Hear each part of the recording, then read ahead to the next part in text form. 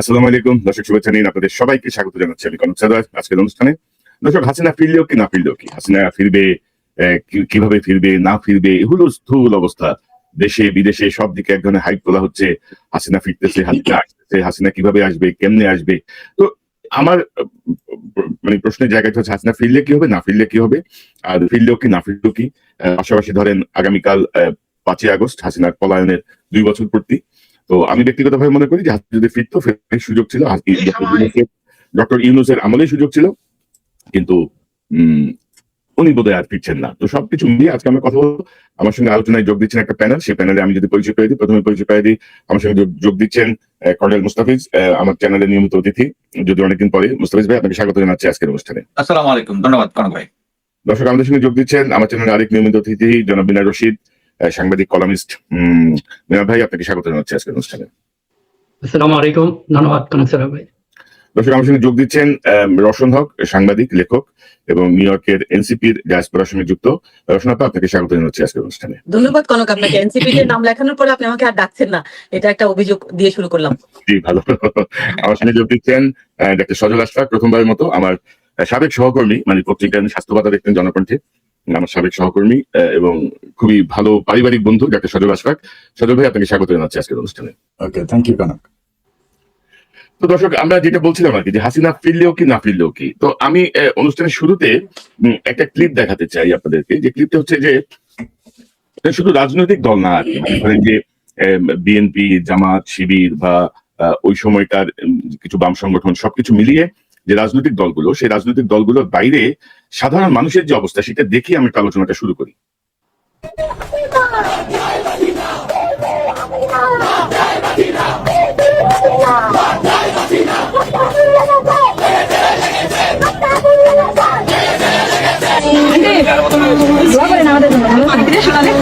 আমি যে কি খুশি হচ্ছে, আমি কিছু করার পাচ্ছি না, বয়সের কারণে আমি চাচ্ছি যে আমাদের দেশটা স্বাধীন হোক। আমি মিলাতে পারছি না, আমি কিছু করতে পারছি না। এখন কিছু লাগে না, চেষ্টা করো।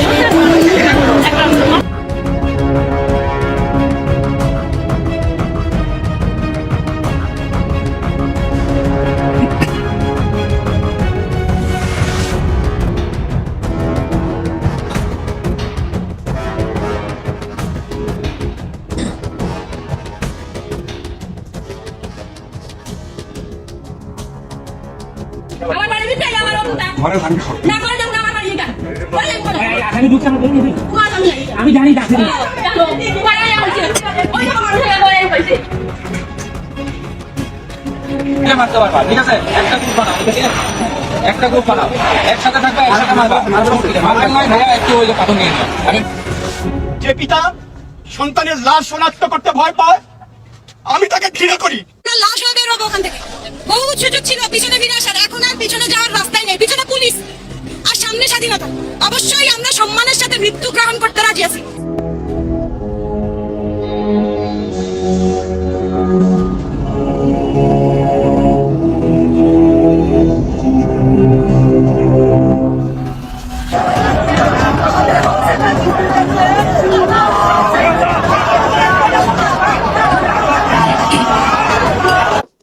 এবং সর্বশেষ ছবিটি হচ্ছে গণভবনের, হাসিনা পালিয়ে যাওয়ার পরে গণভবনের মাঠে সবাই সম্মিলিত, কেউ নামাজ পড়ছেন, কেউ প্রার্থনা করছেন। আমরা এই ছবিটা আমরা দেখি না আর কি, যে মানে আমরা দেখি অন্য ছবি। তো এই যে ধরেন সমাজের মোটামুটি সাধারণ সব লেভেলের একটা প্রতিনিধিত্ব এই ভিডিওতে আমি আনার চেষ্টা করেছি। যে এখন রাজনৈতিক দল, ধরেন বিএনপি বললো যে আচ্ছা, হাসিনাকে আমরা নিয়ে আসি, আওয়ামী লীগকে পুনর্বাসন করি। তো সবকিছু মিলিয়ে রওশন, আপনাকে দিয়ে শুরু করি। আপনি কদিন আগে আপনার ফেসবুকে আমি লেখা পড়ছিলাম যে আপনি বলছিলেন যে এই যাবৎকালে যারা পালিয়ে গেছে, মানে বিভিন্ন রাষ্ট্রপ্রধান বা সরকার প্রধান, তারা কখনো আর ফিরে আসে নাই। এবং এই উপমহাদেশের খুব সম্ভবত লক্ষণ সেন গরম ভাত রেখে পালিয়ে গেছিল, আর দ্বিতীয়ত হাসিনা রান্না করা সবকিছু রেখে পালিয়ে গেছিল। আপনাকে দিয়ে শুরু করি। এই জাস্ট একটু আপনি একটু ফলো আপ করেন যে ইতিহাসের এরকম কোন নজির কি আছে যে পালিয়ে যাওয়া ফিরে এসেছিল? ধন্যবাদ কনক স্যার। রচনাপা, এখানে আমি একটু শুধু বলবো যে লক্ষণ সেন কিন্তু বাংলাদেশি আসে, ছিল দক্ষিণ ভারতীয়। আমি বলছি এই উপমহাদেশের বাউন্ডারির মধ্যে বলছি আমি। রাজবংশের সেনা যেরকম ফিরে আসেননি, তেমনি আমরা যেগুলা মানে ইদানিং কালে যেগুলো দেখেছি, আপনার ইরানের, উনি তো ফিরে আসেননি। তারপর একজনের নাম যদি আমি বলতে চাই, ফিলিপাইনের মার্কোস, উনি তো এখন পর্যন্ত আসেননি। টিউনিশিয়ার প্রেসিডেন্ট, ওনাকে আমরা আসতে দেখিনি। ইতিহাস আসলে কখনো হুবহু ফিরে আসে না। তো যেসব পলাতকরা দেশ ছেড়ে পালিয়েছেন, ওনারা কখনো ওইভাবে আর ফিরে আসবার চিন্তা ভাবনা যদি করেন, সেটা ভুল কখনো হয়ও না। ইতিহাসের পুনরাবৃত্তি হয়, কিন্তু হুবহু হয় না, এটাই হচ্ছে মূল কথা। ওনাদের সবার যদি আমরা একে একে নাম বলতে চাই, হয়তো আবার অনেক কিছু না বলা থেকে যাবে। তবে আমি একটু কনসার্ন আপনার দর্শকদের উদ্দেশ্যে, এবং আজকের যে দিনটা আছে, আজকের 4 তারিখে কিন্তু বেশি মাত্রায় মানুষ আমাদের দেশে 24-এ শহীদ হয়েছিল। তো আমরা যদি ইতিহাস না ঘেটে আজকের দিনটাকে স্মরণ করি, সেখানে আমি একটু শহীদ আনাসের চিঠিটা একটু পড়তে চাই, আপনাদের যদি পারমিশন থাকে। আমাদের জুলাই শহীদদের শ্রদ্ধা জানিয়ে আমি একটু শহীদ আনাসের চিঠিটা পাঠ করি, বেশি সময় নিব না। আপনার দর্শককে আমি সালাম ও শুভেচ্ছা জানাই, ভুলে গেছি তখন, সরি। আনাসের চিঠি পড়ছি। মা, আমি মিছিলে যাচ্ছি, আমি নিজেকে আর আটকে রাখতে পারলাম না। সরি আব্বু জান, তোমার কথা অমান্য করে বের হলাম। স্বার্থপরের মতো ঘরে বসে থাকতে পারলাম না। আমাদের ভাইরা আমাদের ভবিষ্যৎ প্রজন্মের জন্য কাফনের কাপড় মাথায় বেঁধে রাজপথে নেমে সংগ্রাম করে যাচ্ছে, অকাতরে নিজেদের জীবন বিসর্জন দিচ্ছে। একটি প্রতিবন্ধী কিশোর, 7 বছরের বাচ্চা, ল্যাংড়া মানুষ যদি সংগ্রামে নামতে পারে, তাহলে আমি কেন ঘরে বসে থাকবো? একদিন তো মরতেই হবে। তাই মৃত্যুর ভয় করে স্বার্থপরের মতো ঘরে বসে না থেকে সংগ্রামে নেমে গুলি খেয়ে বীরের মতো মৃত্যু অধিক শ্রেষ্ঠ, সে আনাস মনে করেছে। যে অন্যের জন্য নিজের জীবন বিলিয়ে দেয়, সেই প্রকৃত মানুষ। আমি যদি বেঁচে না ফিরি, তবে কষ্ট না পেয়ে গর্বিত হয়েও জীবনের প্রতিটি ভুলের জন্য ক্ষমা চাই। ইতি আনাস। এই যে চিঠিটা, এটার মর্মার্থ কি আমরা আজকে এই 2 বছর পরে এসে ভুলে যাচ্ছি? এই ছোট্ট কিশোরের চিঠি। গতকাল রাতে আমি বর্তমানে ফিরে আসতে চাই। গতকাল রাতে জগন্নাথ বিশ্ববিদ্যালয়ে যা ঘটে গেল, শিবিরের তাদের ইসলামিক স্কলারদের, যাদেরকে হাসিনা অন্যায়ভাবে ফাঁসি দিয়েছে, তাদের সাথে বেগম জিয়ার ছবি সহ একটা প্রদর্শনী তারা করেছিল। সেই প্রদর্শনীতে কেন বিএনপির হামলা করতে হবে? সেই প্রদর্শনীকে কেন্দ্র করে আজকে সারা দেশে চলছে অরাজকতা। তো এইসব যদি ঠেকাতে না পারে, কিংবা বিএনপি উচ্চ মহল থেকে যদি পরামর্শ দিতে না পারে, আপনাদের যদি ওদের প্রদর্শনী খারাপ লাগে, আপনারা তার উল্টো পাশে আরেকটা প্রদর্শনী করুন। বেগম জিয়াকে তারা তাদের নেতাদের পাশে টাঙ্গিয়ে যদি ছবি প্রদর্শনী করে, এতে যদি আপনার কষ্ট লাগে, আপনি আরেকটা করুন অন্য পাশে, কিন্তু আপনি হামলা করলেন কেন? এই কথাগুলো আমাদের বলতে হবে। ইতিহাসের, আপনি যেহেতু বলছেন যে ইতিহাসের পুনরাবৃত্তি হয় না, আসলে হয় না, কিন্তু এখন যা হচ্ছে এই নিয়ে যদি আমরা কথা না বলি, তাহলে হয়তোবা আমরা ইতিহাসের গল্পতেই থাকবো। হাসিনা যদি হুবহু না ফিরে, কিন্তু ভারত ভাইবেন না যে বসে থাকবে সে তার মতো করে, বা হাসিনা স্টাইলে এই বিএনপি কে যে তৈরি করবে না, এবং সেই উদ্দেশ্যে যে আজকে এই অরাজকতা তৈরি করছে না, এগুলো নিয়েও আমি আশা করবো যে কথা বলবেন আমাদের মেজর মুস্তাফিজ ভাই। আমি আপনার সাথে একমত যে ধরেন এই জাতীয় পরিবেশ মানে হাসিনার কে বা তার দলকে পুনর্বাসনের পথকে সুগম করবে, বা এটা হয়তো পরিকল্পিত ভাবেই তৃতীয় কোনো পক্ষ থেকে করা হচ্ছে। বিএনপি আছেন, তারা হয়তো মানে সারাদিনের ঘটনা কোনো আপনি দেখেন, সারাদিনের ঘটনা গতকাল থেকে আজকে পর্যন্ত, আজকের এই দিন 4 তারিখটা যে আমরা 24 থেকে স্মরণ করার জন্য বসছি, আমরা কি পাচ্ছি?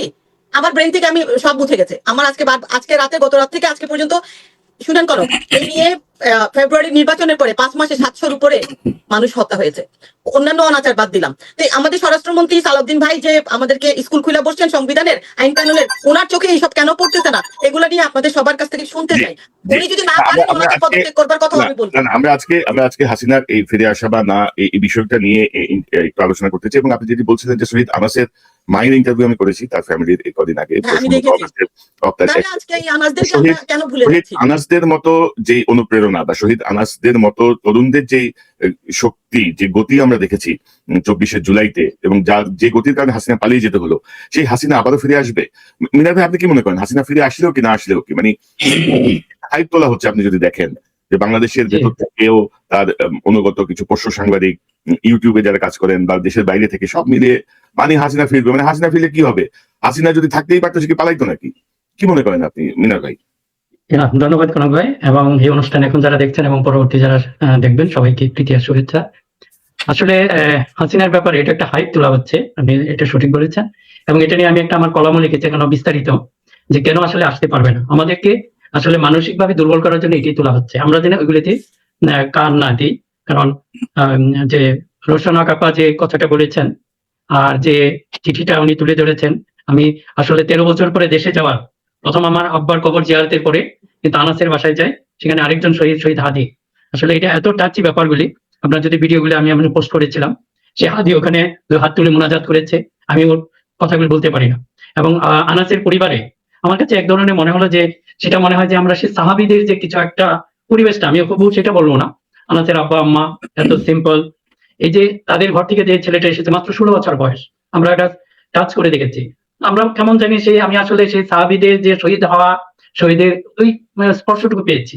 এখন এত তাড়াতাড়ি আমরা ভুলে যাচ্ছি, সেটাও কিন্তু যদিও আজকে আপনার এটা আজকের আলোচ্য বিষয় না, আমরা হয়তো পরবর্তী সময় একটু বলবো। আর যে কথাটা বলছি যে আপনাদের সবার প্রতি অনুরোধ, এইগুলি কেউ আবার করবেন না। যেমন শেখ হাসিনা, আমার তো মাঝে মাঝে সন্দেহ হয় উনি বেঁচে আছেন কিনা। হয়তো এক ধরনের ওই যে সুলাইমান আলাইহিসসালামকে যখন উনি মারা গেলেন, তারপরে জিনদেরকে জানানো হয় নাই, কারণ হলো ওই মসজিদের কাজগুলি কমপ্লিট হবে না, এমনও হতে পারে। কারণ এখনো দেখেন শেখ হাসিনার যে বৈশিষ্ট্য, সে কিন্তু ওরকম আড়ালে থাকতে পারে না। কাজে আমাদের এটাও চিন্তা করতে হবে যে একেবারে আপনারা হয়ে গেছে, উনি বেঁচে আছেন কিনা সেটাই তখনও প্রমাণ করতে পারেন নাই। উনি ভিডিওতে আসতে পারেন, বিভিন্ন জনের সাথে কথা বলতে পারেন। এটা আমি এই জন্যই বললাম যে এগুলি নিয়ে আমরা যেন প্যানিক না হই, এই যে আমাদের কনসেন্ট্রেশন এগুলো এদিকে চলে যায় বারবার, এবং ওদের ভিতরে দেখেন একটা পরিকল্পিত ভাবে করা হচ্ছে।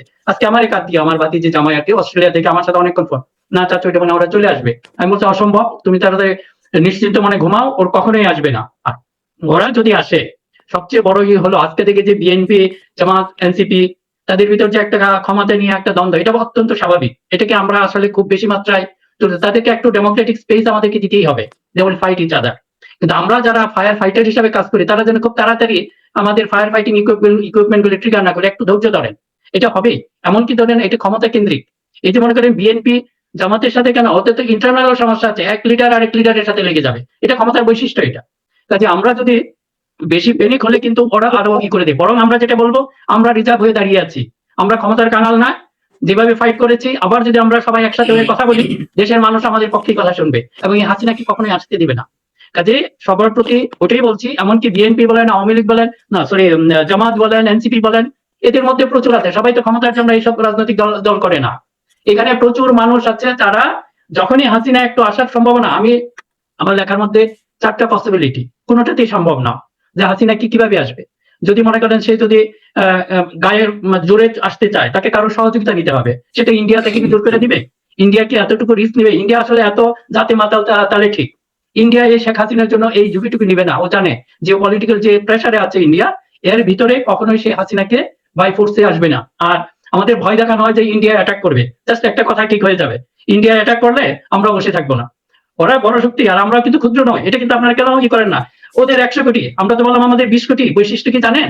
আমি যখন আমার ইমান থাকে, এই জুলাই বিপ্লবের শহীদরা কিন্তু আমাদের দেখিয়ে দিয়েছে, একটা মরে পিছনে আরেকটা দাঁড়িয়ে যায়, এবং এটা ওদের জন্য খুব একটা ওয়ার্নিং। এবং আমরা এই জন্য পারবো না 1:5 বলা হয়।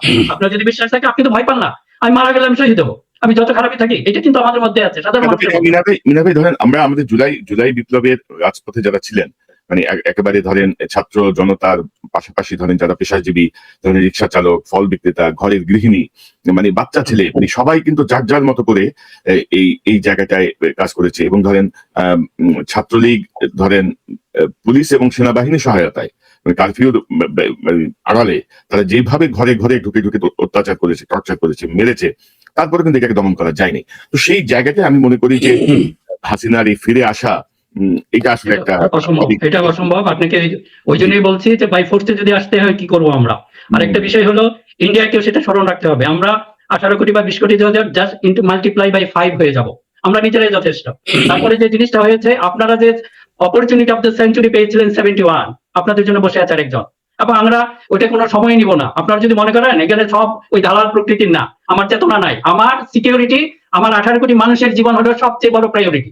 আমার মতো এরকম অনেক আছে, আমরা তো বয়স 60 হয়ে যাচ্ছে, আমরা সেই আমরাই চলে আসবো, এখানে বসে থাকবো না ইনশাল্লাহ, এবং 18 কোটি মানুষ নিয়ে সেটা প্রতিরোধ করবো। BNP forget about BNP, forget about Jamaat, সাধারণ মানুষের রাস্তায় নেমে আসবে। কাজে হুঁশিয়ার, এবং সবাইকে আশ্বস্ত করছি আপনারা এগুলি নিয়ে অহেতুক করেন না, এটা পারবেই না। আর অন্যান্য সম্ভাবনাগুলি একইভাবে, এই শেখ হাসিনার এত সাহস নাই, সে কিন্তু যাওয়ার আগে তার আত্মীয় স্বজন সবাইকে পাঠিয়ে দিচ্ছে, খেয়াল করে দেখেন। আর সেই শেখ হাসিনা, সেই শেখ হামদান, যারা কোনোদিন কোনো রিস্ক নেয় না, কোনো ঝুঁকি নেয় না, আপনারা কিভাবে ভাবলেন সে আবার আসবে? সেটা আসতে পারবে না। কাজে কোনো সম্ভাবনা নাই যে শেখ হাসিনা আবার দেশে আবার ফিরে আসবে। কাজে আপনাদের এখন মূল জায়গাটা হলো যে কিছু কিছু জিনিস যেটা আমাদের করা যাবে না। ওই যে কথা বললাম, বিএনপি জামাত, আমরা তাদেরকে ফাইট করতে দেবো। দেখেন আমি খুব তাড়াতাড়ি রিয়েক্ট করি না, আমি অপেক্ষা করি। আজকেও যেটা হয়েছে, এখন তাদেরকে আসতে দেন, এটা ভালো হয় না। এবং আমরা এটা মনিটর করবো যে ট্রাবল মেকার যারা, সেটা জামাতে হোক, সেটা বিএনপিতে হোক, আমরা তাদেরকে বাদ করে ধরতে হবে, এবং এনসিপিতেই হোক। এখন যদি মনে করেন যে এই বিতাড়িত শয়তান সে শুধু ফেরেশতার বেশে আসবে, শয়তানের বেশে আসবে, শয়তানের কাছে যাবে শয়তানের বেশে, ফেরেশতার কাছে আসবে ফেরেশতার বেশে। এই ব্যাপারে আমাদের সতর্ক থাকতে হবে। জি, আমি খুবই খুবই ভালো কথা বলছেন, এবং বিতাড়িত শয়তান এই শব্দটা আমি প্রচুর ব্যবহার করছি। হ্যাঁ, এটা আপনার কাছ থেকে আমি এটাই করছি, এটা আপনার শব্দ। হাসিনা যদি মানে 1 লক্ষ ভাগের 1 ভাগ পসিবিলিটিও থাকতো, সে কি পালাইতো? এটা পৃথিবীর ইতিহাসে বিরল যে সেনা প্রধান তার, 3 বাহিনী প্রধান তার, সকল সচিব তার, সকল পুলিশ বাহিনী প্রধান তার, গোয়েন্দা বাহিনী প্রধান তার, কি ছিল না তার সবই তার নিয়োগ দেয়া, এবং 17 বছরে সে ব্লাড টেস্ট করে করে নিয়োগ দিছে। তারপরও কোন পরিস্থিতিতে সে পালায়, সে আবার ফিরে আসবে। মুস্তাফিজ ভাই, আপনার কাছে একটু আসি। ধরেন আমি তো সাধারণ মানুষের পার্টিসিপেশনের কথা বলছিলাম। এখানে একটা খুব বিশাল ভাইটাল পার্টিসিপেশন ছিল আমাদের সেনাবাহিনীর, আমাদের সশস্ত্র বাহিনীর। মানে সশস্ত্র বাহিনী বিশেষ করে 3রা অগস্টেই তারা স্পষ্টভাবেই ক্লিয়ার করে দেয় যে তারা আর এর মধ্যে নাই। না হলে কিন্তু এটা হয়তো আরো লিঙ্গার করতো, বা হাসিনা হয়তো আরো শক্তি পাইতো। আমি যদি একটা ছোট্ট ফুটেজ দেখাই,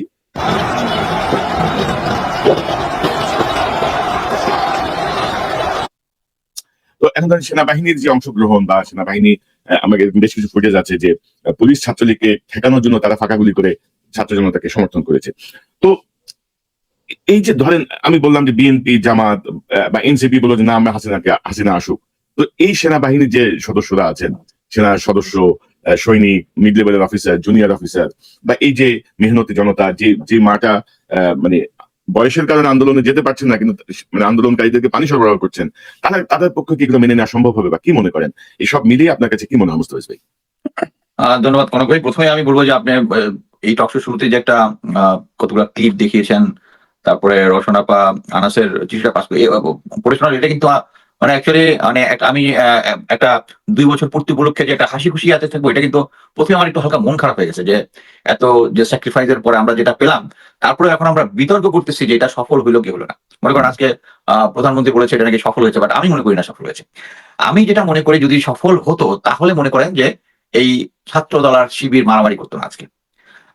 আমি মনে করি যে সেনাবাহিনী তখন যে কাজটা করেছে, অফকোর্স একটা জিনিস বুঝতে হবে যে আমাদের সেনাবাহিনীতে আমাদের যে প্রশিক্ষণটা দেওয়া হয়, মনে করেন বাংলাদেশের সমস্ত লোকের দেশপ্রেম আছে ইনবিল্ট, বাট আমাদেরকে অর্গানাইজ ভাবে ট্রেনিং দিয়ে দেশপ্রেম শেখানো হয়, ট্রেনিং দিয়ে শেখানো হয়। সো আমরা বেশিরভাগ লোকেই এই ইয়ার সাথেই ছিল, আমি যেটা মনে করি সৈনিক থেকে অফিসার সবাই ছিল, বাট একটা ক্ষুদ্র গোষ্ঠী যারা ম্যাক্সিমাম হায়ারার্কিতে ছিল, তারা পদ পদবি এবং অন্যান্য কিছুর জন্য তারা শেখ হাসিনা, আপনারা কয়েকদিন আগে দেখেছেন যে সাতক্ষীরা ম্যাসাকারের জিনিসটা আগে ইয়া হয় না, আগে কিন্তু পাবলিকলি হয় না, এখন পাবলিক কেন হয়েছে? কারণ লেফটেন্যান্ট কর্নেল তৌহিদ একজন উনি বলেছেন যে ওই জিওসি করে জিজ্ঞেস করছেন যে এটা তুমি জিওসি থাকা অবস্থায় কেমন হলো, ওনার যেহেতু জুনিয়র, বলে যে স্যার তারিখ সিদ্দিকের আমাকে না জানাই করছে। তারপরে ওই যে ব্রিগেডিয়ার নূর ছিল ওখানে, তাকে জিজ্ঞেস করছে, সে বলে এইটার পরে আমি কনফার্ম হয়েছে যে অ্যাকচুয়ালি দিস থিং হ্যাপেন। পরবর্তীতে যেটা জানা গেল যে দিস থিং হ্যাপেন। এটা এখন একটা কন্ট্রোভার্সি আছে যে এটা কি শুধু ভারতীয় সেনাবাহিনীকে ঢুকেছিল কি ঢুকে নাই, এটা নিয়ে আমি মনে করি যেহেতু অফিসিয়াল কোন ইনভেস্টিগেশন আগে হয় নাই, সো এখন আমরা এটা নিয়ে একটা অফিসিয়াল ইনভেস্টিগেশন হওয়া উচিত বলে আমি মনে করি। তো আমি যেটা এটাতে আসি যে সেনাবাহিনী ওই দিন যে কাজটা করেছিল সেটা আমরা সাধুবাদ জানাই, কিন্তু একটা জিনিস বুঝতে হবে যে হায়ারার্কি যারা ছিল তারাই রয়ে গেছে, এবং এটা কিন্তু বর্তমান বিএনপি সরকার কিন্তু হারে হারে টের পেয়েছে। আমি দায়িত্ব নিয়েই বলছি যে সেনা প্রধানমন্ত্রী তারেক রহমান বলেছিলেন 90 জিওসিকে চেঞ্জ করার জন্য, জেনারেল ওয়াকার করেন নাই। 2 মাস ঘোরানোর পরে যখন আবার প্রেশার দিচ্ছে তখন করছে, কিন্তু যখনই ওই তাদের লাইনের মধ্যে চুপ্পু চলে গেল তখন সাথে সাথেই কিন্তু আমরা দেখলাম অনেক লোকজনকে ইয়া হলো। তার মানে হচ্ছে তাসের ঘর যেটা বিল্ড করা হয়েছিল, যেটার জন্য আমরা বলতেছি যে আমাদের এই বিপ্লব সফল হয় না। কি জন্য সফল হয় নাই? এটা এনসিপির অনেক নেতাকর্মী তারা ভালোভাবেই আমাদেরকে বিভিন্ন ইন্টারভিউতে বলেছে যে কিভাবে সেনা প্রধান, কিভাবে গোয়েন্দা সংস্থা জেনারেল হামিদ তাদের কিভাবে ডিমোটিভেট করেছে।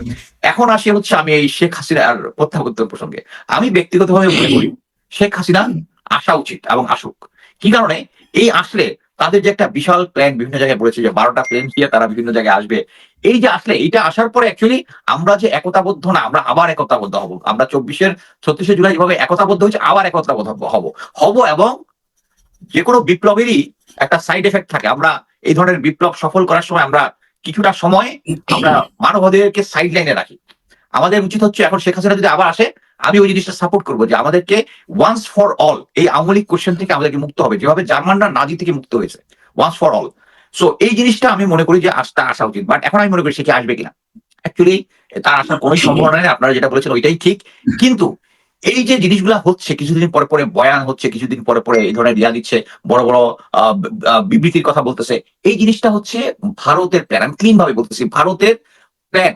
তারা এটা একটা পঞ্চবার্ষিকী, পরবর্তীতে দশম বার্ষিকী, বিশম যতদিন পর্যন্ত না আসবে তারা এই ধরনের সিচুয়েশন চলে আসবে।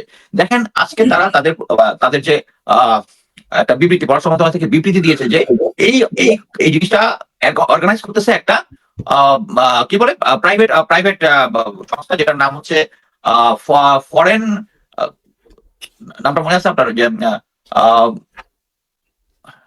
যে সংস্থাটা অ্যারেঞ্জ করতেছে সাউথ কি একটা club, sorry, foreign correspondent club of south Asia, এটা করতেছে। হ্যাঁ, এবং এটা করতেছে হচ্ছে বাংলাদেশ থেকে কোঅর্ডিনেট করতেছে হচ্ছে সামওয়ান নেম মোহাম্মদ আলী সিদ্দিকী। উনি সম্ভবত ইউএসএ তে থাকেন, উনি বোধহয় এটার মধ্যে ফান্ডিং টান্ডিং করতেছেন। এখন জিনিসটা হচ্ছে কি, তারা প্রথমেই করেছে যে এটা বোধহয় লাইভে এসে আসবে, বাট পরবর্তীতে কিন্তু জানা গেছে। এখন আচ্ছা, এখন আমি আগে ইনসাইড স্টোরিটা করে নিই। এটা নিয়ে তো বাংলাদেশ সরকার তাদেরকে প্রেসার দিয়েছে যে তাকে বাংলাদেশে ভারতের ভূমি ব্যবহার করে কোনো রাজনৈতিক কোনো বক্তব্য দিতে পারবে না। এর ইয়াটা হচ্ছে তারা সরাসরি জানিয়ে দিয়েছে এটা একটা প্রাইভেট সংস্থা, অতএব তাদের প্রাইভেট সংস্থা, এটা সরকারের কোনো কিছু না। কিন্তু দেখেন, আপনারা যদি 2018 সালে মনে করেন যে ম্যাডাম খালেদা জিয়ার যখন দুর্নীতির মামলা হয়, লর্ড কার্লাইলকে তারা কিন্তু অ্যাপয়েন্ট করেছিল তাদের ডিফেন্স টিম হিসাবে। তাকে বাংলাদেশ ভিসা দেয় নাই, আনতে চায় নাই। তারপরে লর্ড কার্লাইল এই এই ক্লাবটা আর কি, করেসপন্ডেন্ট ক্লাবটার সাথে যোগাযোগ করে এবং তারা দিল্লিতে একটা কনফারেন্স করতে চায় এটা নিয়ে। তখন কিন্তু ওই করেসপন্ডেন্ট ক্লাব কিন্তু সরকার, তার কিন্তু ভারতের ভিসা ছিল, আসার পরেও তাকে কোনো দিতে যায় নাই। তো এখন আপনি যদি বলেন এটার উপরে আপনার কোনো নাই, এটা তো প্রুফ হয়ে গেছে যে আপনার লর্ড কার্লাইলকে তখন বলছে যে ওনার অ্যাপ্রোপ্রিয়েট ভিসা ছিল না। This is bullshit. আমার কথা হচ্ছে, ভারত সবসময় বা তাদের নেইবারদের সাথে যখন এটা প্লে করে, তারা এমন ভাবে প্লে করে যে তাদেরকে দায় মুক্তি দিতে চায়। মনে করেন যে বাংলাদেশ সীমান্ত নিয়ে একটা ক্রাইসিস হলো, আপনি তাদেরকে সেন্ট্রাল সরকারকে প্রতিবাদ বলছে এটা তো আমাদের না, এটা তো পশ্চিমবঙ্গ সরকার দেখতেছে, মানে তারা একটা দায় মুক্তি, বাট এটা তো আসামের মুখ্যমন্ত্রী বলছে, আমরা সেন্ট্রাল গভর্নমেন্ট বলে নাই। সো সেম গেমটা তারা প্লে করতেছে। এবং এই যে ফরেন করেসপন্ডেন্ট ক্লাব যেটা নর্থ এশিয়া, তারা কিন্তু আমি আপনাকে অথরিটি নিয়ে বলতেছি, ওই সংস্থাটা গত বছর এরকম একটা কনফারেন্স করার চেষ্টা করছিল, কিন্তু তারা ইন্ডিয়ান ফরেন মিনিস্ট্রি এবং এর সাথে সংযুক্ত অন্যান্য মিনিস্ট্রি করে অ্যাপ্রুভাল নেয়নি, তারপরে করতে পারে না। বাট এইবার তারা এই সংস্থাগুলোর অ্যাপ্রুভাল নিয়েছে, আমি আপনাকে দায়িত্ব নিয়ে বলছি, অ্যাপ্রুভাল নিয়েছে এবং এটা তারা এখানে করবে এবং এটার সাথে সরকারের একটা কোঅর্ডিনেশন আছে। বাট তারা এখন যেটা করবে, প্রথমত একটা সোর্স থেকে সরকারকে কনফার্ম করেছে যে তারা অ্যাকচুয়ালি এটা এমন কোনো বিবৃতি হবে না, এটা কোনো লাইভ হবে না, সাংবাদিকদের কোনো কোশ্চেন করার ইয়া থাকবে না। উনি শুধু কয়েকদিন আগে যে বিবৃতি দিয়েছেন যে উনি বাংলাদেশে ফেরত আসবেন, বাংলাদেশের যে সংবাদ মাধ্যমগুলো কিন্তু তার বিবৃতি প্রচার উপরে তার নিষেধাজ্ঞা আছে। কিন্তু কিছু আন্তর্জাতিক সংস্থা, তাদের যে ইন্ডিয়ান যে এই সাংবাদিক মিডিয়া, এরা কিন্তু এটা খুব ভালো আন্তর্জাতিকভাবে প্রচার করছে যে ডিসেম্বরের মধ্যে আসবে। এর মধ্যে এইটার জন্য উনি মূলত সাংবাদিকদেরকে ধন্যবাদ জানানোর জন্য ওই স্পিচটা দিবেন, কোনো কোশ্চেন আসবে না। কিন্তু এর মধ্যে সম্ভবত শোনা যাচ্ছে তারা আওয়ামী লীগের লোকজন চাচ্ছে সজীব ওয়াজেদ জয় যেন ইয়াতে ফ্লাই করে ইয়াতে আসে, কি বলে, দিল্লিতে আসে। কিন্তু অন গ্রাউন্ডে অ্যাকচুয়ালি যেগুলো আমরা নাম শুনতেছি, সাকিব আল হাসান, তারপরে আমিনুল ইসলাম, ওই যে পলাশ, যে তারপরে এরা যারা আছে, যারা তারা অ্যাকচুয়ালি অনলাইনে যুক্ত হবেন। সো এটা অ্যাকচুয়ালি মানে যতভাবে প্রচার করা হয়েছে, it's not going to be. But কথা হচ্ছে, তারপরেও আমি যেটা বলতেছি, বা তারা সরকারকে যে ধরনের ইয়া দিয়েছে, এটা শেষ পর্যন্ত না হইতে পারে। কারণ ভারত সরকার সবসময় একটা সিচুয়েশনের অ্যাডভান্টেজ দেয়, তারা একটা কিছু ঘটায় দিয়ে বলবে যে এটার উপরে আমাদের কোনো কন্ট্রোল নাই। কিন্তু ওই লর্ড কার্লাইলের কেস কিন্তু প্রুভ করেছে যে তারা এই করেসপন্ডেন্ট ক্লাবকে কিন্তু লর্ড কার্লাইলের ইয়াটা করতে দেয় নাই, তারা ইচ্ছা করলে জিনিসটা পারত। এবং এটা আল জাজিরাতে রিপোর্ট হয়েছিল তৎকালে যে গভর্নমেন্টের কেউ, ইন্ডিয়ান গভর্নমেন্টের কেউ বলেছিল যে বাংলাদেশ সরকারের প্রচন্ড প্রেসারের ফলে তারা লর্ড কার্লাইলকে দেয় নাই। এটা একটা রিপোর্ট ছিল। আমি আপনাদের এখানে শেষ করছি, ধন্যবাদ। এখন ইন্ডিয়া আসলে আপনার এই হাসিনা কার্ড খেলার চেষ্টা করছে বাংলাদেশকে চাপে রাখার। এক্স্যাক্টলি। এখানে হাসিনার ফিরে আসা বা না আসা ইম্পর্টেন্ট হচ্ছে, মানে হাসিনা কার্ড দিয়ে বাংলাদেশের সাথে কারেক্ট সবসময় প্রেসারে রাখবে। যে বললাম না, পঞ্চবার্ষিক পরিকল্পনা তারা প্ল্যান করে আসছে, এই 5 বছরের মধ্যে না করলে নেক্সট 10 বছরের মধ্যে প্ল্যান করবে সিরিয়ালি, একটার পর একটা কিভাবে প্রেসার দিয়ে বাংলাদেশ সরকারকে। এই মুহূর্তে তারা চেষ্টা করতেছে, যেটা আমি আগে আমার ফেসবুক স্ট্যাটাসে বলেছিলাম, যে ত্রিবেদী সাহেবকে যেখানে পাঠাইছে এবং পরে খুব ঘোষণা দিল যে তাকে মন্ত্রী মর্যাদা দেওয়া হয়েছে। এটা নিয়ে আমি যখন ফেসবুকে একটা ডিটেলস অ্যানালাইসিস করছি, এটা যখন ভাইরাল হচ্ছে 6 ঘন্টার মধ্যে আপনার ইয়া করে দিচ্ছে, আমার ফেসবুক অ্যাকাউন্ট ডিসেবল করে দিচ্ছে। কারণ এটা ভাইরাল হচ্ছে, লোকজন জানবে যে অ্যাকচুয়ালি এটা ওদের নিজস্ব ব্যাপার, এটা বাংলাদেশে হি ইজ জাস্ট এ রাষ্ট্রদূত। তো এই যে গেমটা প্লে করতেছে, যে সে প্ল্যান করে আসছে এবং সে কিন্তু কন্টিনিউয়াস চেষ্টা করতেছে আমাদের প্রাইম মিনিস্টারকে ওই দেশে নিয়ে যাওয়ার জন্য, এই যে জিনিসটা। এবং আমি মনে করি যে সরকার এখন পর্যন্ত ভারতের সাথে যে ডিস্টেন্স বজায় রাখতেছে, এটা বজায় রাখতে হবে। ও আরেকটা জিনিস, আমি মিনার ভাই যেটা বললেন যে আমাদেরকে আক্রমণ করবে, বাট একটা জিনিস বুঝতে হবে, ওরা কোনোদিন বাংলাদেশ আক্রমণ করবে না তাদের নিজস্ব স্বার্থে। তাদের যে 7 সিস্টারের মধ্যে যে ইয়াগুলা ইন ফ্লেম গুলা যেগুলা চাপায় রাখা হয়েছে, বাংলাদেশের সাথে যদি যুদ্ধ হয় দে উইল টেক চান্স, তখন চায়না পাকিস্তান বসে থাকবে না এবং তাদের 7 সিস্টার নাই হয়ে যাবে। সো এখানে বাংলাদেশের এই জুজুর ভয়টা দেখাচ্ছে যে this is bullshit. Thank you. Roshna, আপনাকে ইন্টারনেটে কোনো প্রবলেম হচ্ছে? আপনি বারবার যাচ্ছেন আসছেন, আমি বুঝতে পারছি না। খারাপ করতেছে। যাই হোক, হ্যাঁ। আমরা এই আরেকটা প্রসঙ্গে যদি যাই, সেটি হচ্ছে যে ধরেন এই 2 বছরে আমরা হাসিনার কাছ থেকে বা তার দলের কারো কাছ থেকে তাদের যে ক্ষমা চাওয়া, তাদের যে এই যে গণহত্যা চালানোর পরে তাদের যে মানে অনুশোচনা হওয়ার কথা, সেটি তো হয় নাই। বরং আমি হাসিনার ছোট 2টা ক্লিপ যদি একটু শোনাই। বাংলাদেশে 227টা মার্ডার কেস, আমি বলছি সবাই তালিকা করো, তোমরা তালিকা করো, কারণ অন্তত 227 জনকে মারার লাইসেন্স পেয়ে গেছে। এবং আরেকটা ক্লিপ যদি আমি শোনাই। আমাদের যে ভাই বোনদের হত্যা করেছে, আমরা অস্ত্র তুলে নিয়ে এদেরকে হত্যা করবো ইনশাল্লাহ আগামীতে। মুখে কথা তো কম বলে, তো যারা কথা বেশি বলে তারা কিছু করতে পারে না। কথা কম, গাছ বেশি, ঠিক আছে? তো সজল ভাই, একজন ডাক্তার হিসেবে হাসিনার যে এই যে 2টা টেলিফোন কথোপকথন, মানে আল্লাহ না করুক যদি কোনো কারণে যদি সে ঢুকতে পারে বাংলাদেশে, আপনি তো তার মানসিক অবস্থা তো বুঝতে পারছেন কি বলতে চাইতো। তো সব মিলিয়ে আপনি কি মনে করেন যে হাসিনার এই যে ফিরে আসা না আসা, বা এই যে তার যে বক্তব্য, মানে আপনার পর্যবেক্ষণ কি? ধন্যবাদ কনক স্যার। আমি মুস্তাফিজ হিসেবে। আচ্ছা, মুস্তাফিজ ভাই শেষের দিকে যে একটা কথা বললেন না, যে দীনেশ ত্রিবেদী নিয়ে, যে ওনাকে মন্ত্রীর মর্যাদা দেওয়া হচ্ছে তার দেশে, তো ওখানে কিন্তু মুস্তাফিজ ভাই একটা জিনিস লক্ষ্য করছেন কিনা, এই জিনিসটা প্রচারের ব্যাপারে কিন্তু আমাদের মিডিয়াও কিন্তু একটা ব্যাপক ভূমিকা পালন করেছে। তারা কিন্তু পুরো নিউজটা দেয়নি, তারা এমন ভাবে নিউজটা করেছে যে উনি বাংলাদেশের মধ্যে ওনাকে একটা মন্ত্রীর মর্যাদা দেওয়া হয়েছে। আপনি তো সাংবাদিকতা করেছেন, সো আপনি জানেন যে তারা অ্যাকচুয়ালি ইভেন কিভাবে প্রচার করা হবে ফ্রেমটাও করে দেয়, ফ্রেমিংটাও করে দেয়। সো এটা আপনার জানার কথা। এবং আমি অবাক হয়েছি যে মানে আমি জানি যে বর্তমানে আরটিভিতে কন্ট্রোলের মধ্যে বিএনপির অনেক লোকজন আছে, কিন্তু তারপরও আরটিভি থেকে যে মানে কার্ডটা প্রচার করা হয় সেখানে আংশিক নিউজটা ছিল, বরং প্রথম আলো অনেক ক্ষেত্রে এক্ষেত্রে তারা ডিটেলটা দিয়েছে, আমি যখন দেখলাম পরবর্তীতে। যাই হোক, যেটা বলছিল কনক, যে আসলে শেখ হাসিনা ফিরবে, কিভাবে ফিরবে, উনি তো অনেক টুপ করে ঢুকে পড়ছেন অনেক আগে থেকেই। এখন 12টা বিমান নিয়ে, এমন আপনি যদি জাস্ট দৃশ্যটা আপনি যদি কল্পনা করেন কি ধরনের ফ্যান্টাসির জগতে উনি আছেন, যে 12টা প্লেন নিয়ে ঢুকবে, এয়ারপোর্টে নামবে 12টা প্লেন, কেউ চায় সবাই তাকায় তাকায় দেখবে, আর ওনার লোকজন সব ঢুকে যাবে, আর সবাই তাকে মানে তাকে স্বাগত জানাবে। কি অদ্ভুত না? মানে একটা দেশে আপনি পালিয়ে গেছেন, এবং আপনি পালিয়ে গেছেন, সেই দেশে ভারত আপনাকে নিয়ে গেছে, সেটা সবাই জানে। এখন আপনাকে ফিরতে হলে, লিগালি যদি আপনি ফিরতে চান, আপনাকে এভাবেই ফিরতে হবে। আপনি তো আর ভাই মৌসুমী পাখি না যে সীমানা আপনাকে ক্রস করতে হলে, শীতের পাখি না যে আপনি উড়ে চলে আসবেন, 12টা বিমান নিয়ে ঢুকবেন আর ঢুকে পড়বে। অথবা আর একটা জিনিস হতে পারে, টুক করে ঢুকে পড়বে, হয়তো এমন হতে পারে যে রংপুরের লোকজন দেখবে যে শেখ হাসিনাকে রংপুরে দেখা গেছে, বা আখড়া সীমান্ত ক্রস করে একদিন দেখবে যে আখড়াতে শেখ হাসিনাকে 2 ঘন্টার জন্য দেখা গেছে, লোকজনের মধ্যে উত্তেজনা। তো এটাও একটা হতে পারে নাটক। তো আসলে আওয়ামী লীগের কাছ থেকে আমরা অনেক কিছু কিন্তু শেখার আছে, কারণ আওয়ামী লীগ সবসময় কিন্তু আপনাকে নতুন জিনিস উপহার দিয়েছে, মানে আপনি যেটা জানেন না, কল্পনা করতে পারবেন না, সেই জিনিস উপহার দিয়েছে। এই যে পালিয়ে যাওয়ার বিষয়টা আমরা কি কোনদিন কল্পনা করছি ভাই? কিন্তু সে কিন্তু আপনাদেরকে এই উপহারটা দিয়েছে। সে পালিয়ে যে যাওয়া যায়, এত বড় ক্ষমতাশালী একজন ব্যক্তি, রাষ্ট্রপ্রধান, এভাবে পালিয়ে যাওয়া যায়, এটা তো আমাদের বিশ্বাসের বাইরে ছিল। সেটা উনি প্রতিষ্ঠিত করেছেন, ওনাকে থ্যাংক ইউ যে নতুন নতুন উদাহরণ উনি দিচ্ছেন। এবং সজল ভাই একদিন আগে তিনি বলছেন যে হাসিনা পালায় না, মানে ওইটা দেখলে না এত, মানে এটাও কিন্তু একটা ব্যাপার। মানে এই যে মানে জিনিসগুলো আমাদের মধ্যে আমরা দেখছি, মজা পাচ্ছি, এটাকে আপনি এই এন্টারটেইনটাকেও কিন্তু মূল্যায়ন করতে হবে। কারণ শেখ হাসিনা কিন্তু আমাদেরকে অনেক রকম, মানে সে যখন ছিল তখন তার প্রতিদিনের বক্তৃতা আমাদেরকে অনেক এন্টারটেইন করছে, এবং যাওয়ার আগেও কিন্তু সর্বোচ্চ মাত্রা এন্টারটেইন করে গেছেন, এবং ওনার দুঃখ বেদনা নিয়েও এন্টারটেইন হয়। হ্যাঁ, নাটক কম করো প্রিয়, তো এগুলি তো হচ্ছে।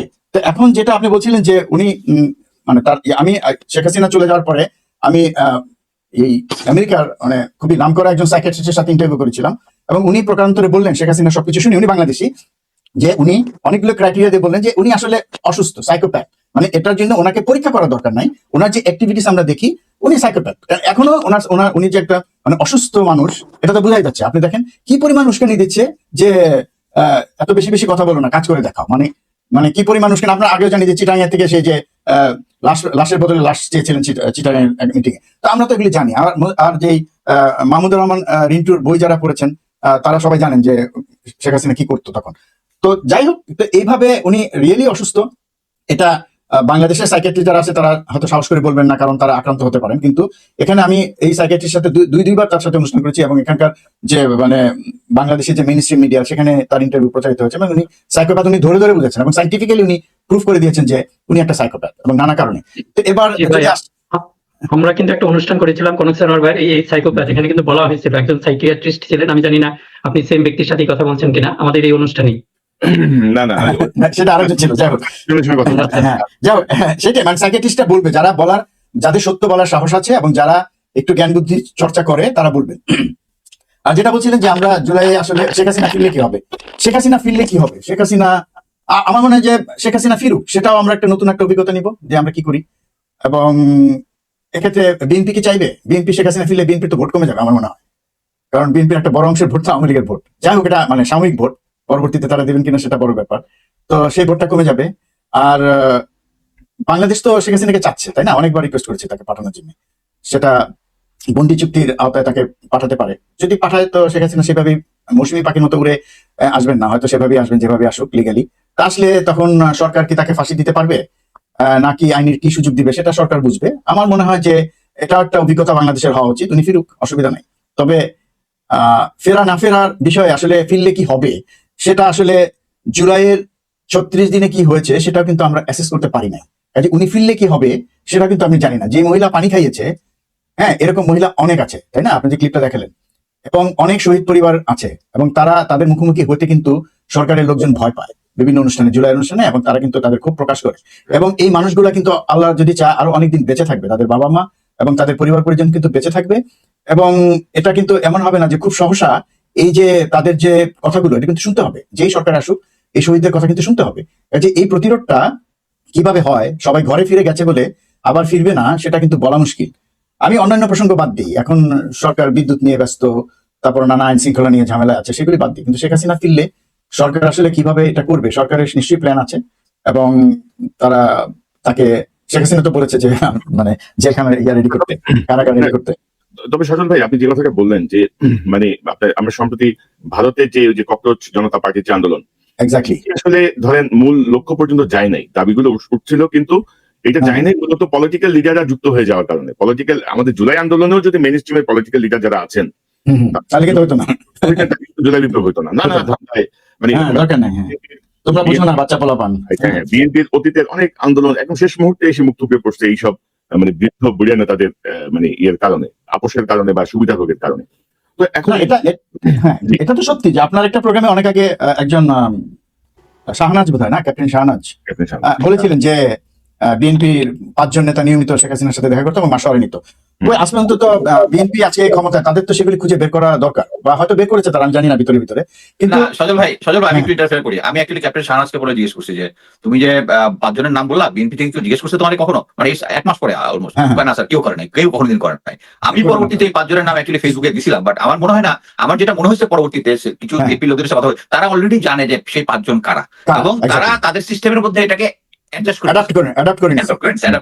তাদের তো আসলে বোঝা আছে। বিএনপির কর্মকাণ্ডে এখন যেটা মনে হচ্ছে, সরি টু সে, যে মনে হচ্ছে যে বিএনপি এত দৈন্যতা মনে হয় যে এর আগে কখনো দেখি নাই।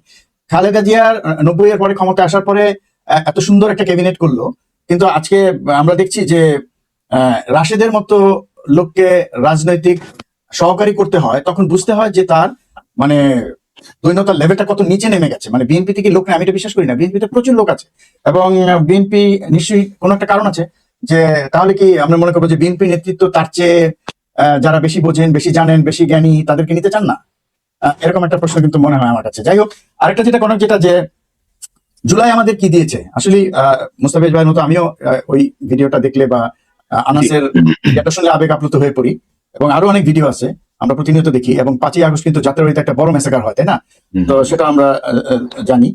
কিন্তু আমরা এই জুলাই থেকে কি পেয়েছি, আমি ব্যক্তিগতভাবে মনে করি আমি অনেক কিছু পেয়েছি। কারণ আমি আমার একটা স্বপ্ন ছিল যে আমি কি আমার জীবদ্দশায় দেখে যেতে পারবো যে শেখ হাসিনা নাই। আমি মনে করি এটা আল্লাহর কাছে আমি মানে শুকরিয়া আদায় করতে চাই যে না, আমরা শেখ হাসিনা নাই, এই জিনিসটা দেখে যেতে পারছি, এটা একটা বড় পাওয়া। এবং শেখ হাসিনা নাই, তারপরে আমাদের অনেক প্রত্যাশা তৈরি হয়েছে অভ্যুত্থানের পরে বা বিপ্লবের পরে, কিন্তু সেখানে আসলে আমরা একটু আশাহত হয়েছি। আমরা কিছু মিথ্যা প্রতিশ্রুতি পেয়েছি, আমরা কিছু মানে কি বলা যায় যে আত্মস্বীকৃত মুনাফিকি পেয়েছি, যেগুলো আমাদেরকে পীড়া দেয়। এবং এখন অনেককে বলতে শুনি যে জুলাইয়ের যে স্পিরিট, যে প্রত্যাশা ছিল, যে সনদ ছিল, সেটা আদৌ বাস্তবায়িত হবে কিনা।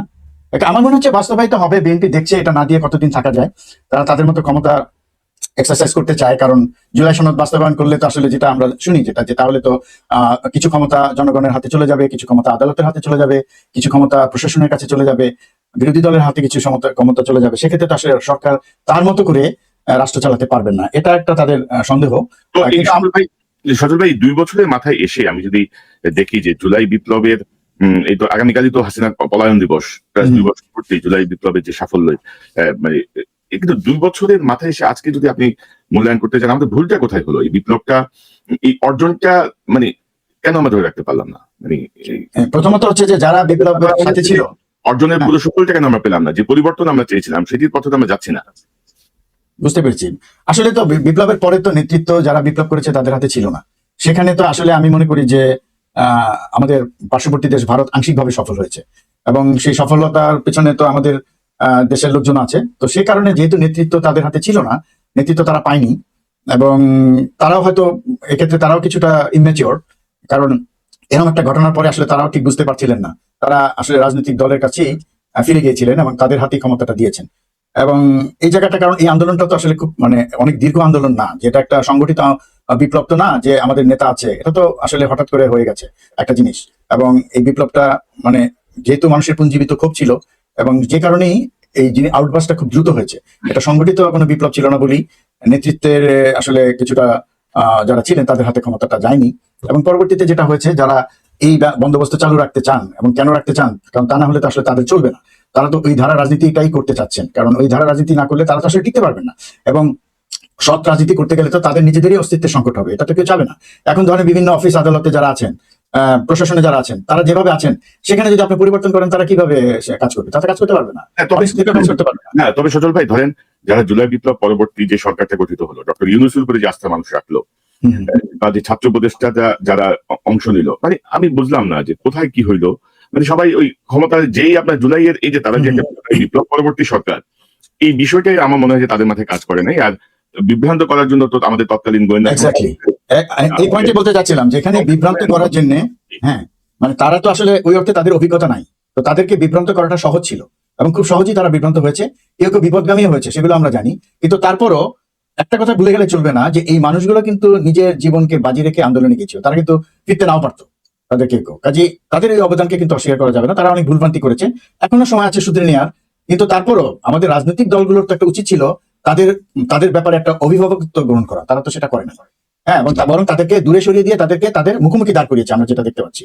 এবং বলা হয়েছে যে হাঁটুর বয়সী ছেলেরা, হ্যাঁ, তো এগুলি বলে তাদেরকে হেয় করে তাদেরকে আর উত্তেজিত করা হয়েছে, তাদেরকে দূরে সরিয়ে দেওয়া হয়েছে। বরং এক্ষেত্রে আমার মনে হয় যে বিএনপি এই আন্দোলনে যারা ছিল, সমন্বয়ক যারা ছিল, তাদের অধিকাংশকেই তারা তাদের আদর্শের আওতায় নিয়ে নিতে পারতো। এবং আমার মনে হয় যে বিএনপি সেই উদারতাটা কেন দেখায়নি আমি জানি না। এবং এখন তারা উদারতা দেখাতে যে রাশেদের মতো লোকজনকে তারা সহকারী বানাচ্ছে, নুরুর মতো লোককে মন্ত্রী বানাতে হচ্ছে, তো দুঃখজনক। তো এর চেয়ে ভালো লোক তো দেশে ছিল, মানে এবং আন্দোলনে তাদের ভূমিকা যে খুব আমরা এগুলো তো নতুন করে বলার কিছু নয়, সময় নষ্ট না। নুরু এবং রাশেদ শেখ হাসিনার সাথে কিভাবে তারা জড়িত ছিল সেটা তো আমরা জানি। কাজে আর আপনি যেটা বলছেন যে 2 বছর পরেও, হ্যাঁ আসলে এটার মূল্য, এটার খেসারত আমাদেরকে দিতে হবে। তো কিভাবে দিব সেটাই হলো কথা। তো যে প্রক্রিয়া শুরু হচ্ছে, যেটা বলছিলেন শুরুতেই, যে বিভিন্ন মানে ইউনিভার্সিটিতে হাসপাতালের মধ্যে ঢুকে, ন্যাশনাল হাসপাতালে ঢুকে রুগীদেরকে মারধর করা হয়েছে, একটা ভিডিও দেখলাম, একজন রুগীকে শিবির সন্দেহে মারধর করা হচ্ছে। তার মানে সেই আবার আগের মতো অবস্থা, শিবির হলে মারা যাবে, মানে এই জিনিসটা তো আসলে আবার যদি এইভাবে ফিরে আসে তাহলে কি হবে? আলটিমেটলি ছাত্রদল এবং শিবির মুখোমুখি দাঁড়াবে, একটা সময় হয়তো শিবির প্রতিরোধ করতে চাইবে, তারা প্রতি আক্রমণ করবে, তখন কিন্তু জিনিসটা ভালো হবে না। এটা বাংলাদেশের জন্য ভালো হবে না, এটা আওয়ামী লীগের ভালো হবে, এবং হয়তো ইন্ডিয়া এরকম একটা জিনিস চাচ্ছে যে আমাদের মধ্যে এরকম একটা গন্ডগোল থাকুক। এটা তো খুবই স্বাভাবিক, শুরু থেকে আমরা এটা দেখছি। কারণ আপনি যে জুলাইয়ের যে স্টেক হোল্ডার যারা ছিল, তাদের মধ্যে শুরুতেই কিন্তু বিভেদ সৃষ্টি করা হয়েছে নানাভাবে। এটা তো বোঝাই যায় যে কারা করেছে, এটা তো করবে তারা, এটা তো আমরা জানি। কিন্তু এটার সমস্যা হচ্ছে যে রাজনৈতিক দলগুলো এটা জানার পরেও এটুকু পরিপক্কতা তো থাকা উচিত যে আমাদের পিছনে ভারত সবসময় থাকবে, ভারত তো থাকবে আমাদের প্রতিবেশী, এবং তারা আমাদেরকে সারা জীবন ডিস্টার্ব করে, তাদেরকে মেনে নিয়েই কিন্তু আপনার চলতে হবে। কাজে তাদের ব্যাপারে কিন্তু আমাদের এক ধরনের ব্যবস্থা থাকা উচিত যে আমরা তাদেরকে কিভাবে ফেস করবো, তাদেরকে নানাভাবে ফেস করতে হবে, তাদেরকে আমরা কতটুকু বিশ্বাস করবো না, তাদের সাথে রিলেশনটা কিরকম হবে। এটা তো আসলে রাজনীতি যারা করে, বাংলাদেশের রাজনীতি করলে তো আসলে ভারতকে চিনতে হবে, ভারতকে না চিনলে বাংলাদেশের রাজনীতি করলে তো হবে না। জি সজল ভাই, মুস্তাফিজ ভাই, আপনি কি মনে করেন 2 বছরের মাথায় এসে কেন আমাদের কিছু হতাশার কথা বলতে হচ্ছে, বা জুলাই বিপ্লবটাকে কেন আমরা আসলে সুফলটা তুলতে পারলাম না?